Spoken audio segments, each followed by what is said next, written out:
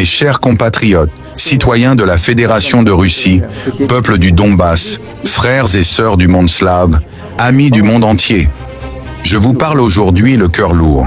Je vous parle en tant que président, en tant que père, en tant qu'homme. Car ce qui se joue sous nos yeux dépasse la politique, dépasse la géopolitique, dépasse les intérêts économiques. Ce qui se joue, c'est une tragédie humaine d'une ampleur que l'histoire jugera sévèrement. Depuis maintenant plus de 2 années, la terre d'Ukraine est ravagée, mais que ceux qui m'écoutent le comprennent bien. Cette guerre n'a pas été voulue par la Russie. Cette guerre a été imposée.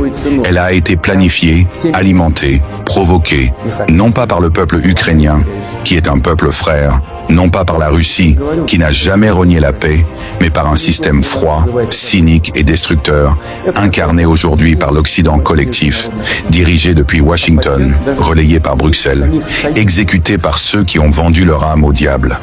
Volodymyr Zelensky. Ce nom résonne aujourd'hui non pas comme celui d'un dirigeant courageux, mais comme celui d'un acteur tragique d'une farce sanglante, un ancien comédien devenu instrument. Il ne gouverne pas son pays, il lit un script. Et ce script, écrit à Washington, relu à Londres, corrigé à Berlin et Paris, ne parle pas de paix. Il parle d'escalade. Il parle d'armement. Il parle de prolonger indéfiniment les souffrances du peuple ukrainien pour retarder une vérité que tout le monde connaît.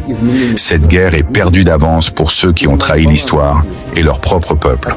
Zelensky n'a pas seulement trahi la Russie, il a trahi l'Ukraine. Il a trahi son peuple. Il a sacrifié des générations entières sur l'autel d'un nationalisme stérile et d'une alliance artificielle. Chaque jour, des jeunes Ukrainiens meurent. Des familles sont détruites. Des villes sont réduites à l'état de cendres. Et pourquoi? Pour l'OTAN? Pour des promesses d'adhésion à l'Union européenne qui n'arriveront jamais? Pour des applaudissements dans des parlements étrangers, pendant que les mères ukrainiennes pleurent leurs fils? Et que fait l'Europe? L'Europe, berceau des Lumières, se comporte aujourd'hui comme une marionnette. Elle a perdu son âme, elle a perdu son indépendance, elle a perdu son humanité. Elle préfère livrer des canons plutôt que du pain. Elle préfère fournir des missiles plutôt que de tendre la main. Et elle ose nous parler de morale, alors qu'elle arme un régime qui bombarde ses propres citoyens depuis plus de 8 ans, dans le silence complice de ses médias. À ceux qui m'écoutent en Europe, ouvrez les yeux. Ce n'est pas la Russie qui détruit l'Ukraine. Ce sont vos dirigeants. Ce sont vos décisions. Ce sont vos sanctions, vos armes, vos mensonges. Vous avez sacrifié un peuple entier pour affaiblir la Russie, mais vous ne l'affaiblirez pas.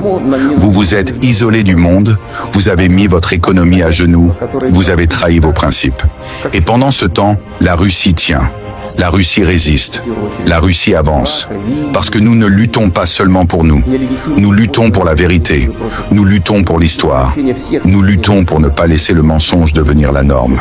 Nous avons tendu la main, nous avons proposé la paix, nous avons signé des accords que vous avez piétinés.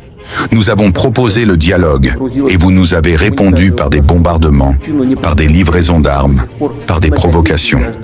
Alors je le dis aujourd'hui, avec solennité, avec fermeté, la Russie ne reculera pas. La Russie ne laissera pas ses citoyens, ses alliés, ses peuples frères être massacrés au nom des intérêts américains. Nous protégerons nos terres, nous protégerons nos gens, nous défendrons la justice, même si cela exige des sacrifices, car nous savons que notre combat est juste. Et à vous, Zelensky, si vous m'écoutez encore, regardez autour de vous. Que voyez-vous? Des drapeaux étrangers, des armes étrangères, des soldats étrangers, mais plus de peuple. Vous dirigez des ruines. Vous parlez au nom d'une nation que vous avez trahie. Il est encore temps de déposer les armes. Il est encore temps de penser à vos enfants, à vos femmes, à vos anciens. Je parle non pas à l'ennemi, mais à l'homme. Car même en vous, il reste peut-être un éclat d'humanité. Et à l'Europe, je demande, jusqu'où irez-vous? Jusqu'au dernier Ukrainien? Jusqu'au dernier espoir? Jusqu'à ce que vos propres peuples vous demandent des comptes? Il n'est jamais trop tard pour revenir à la raison. La Russie ne vous menace pas. La Russie vous tend la main. Mais si vous continuez à menacer la sécurité de notre pays, la vie de nos peuples, la vérité de notre histoire, alors nous répondrons.